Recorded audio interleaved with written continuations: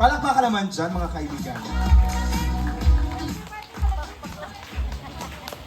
Hello, good evening. Thank you kay bisa na iba dili busy na nga digihap. Nya sorry lot kanina kay nag-iha masyado.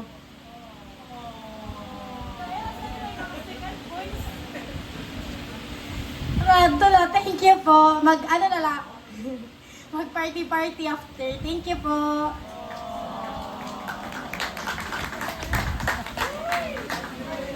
Ay thank you kay mama, tas papa, kay mga busy ron dito, nanguli lang nga din para sa akong birthday.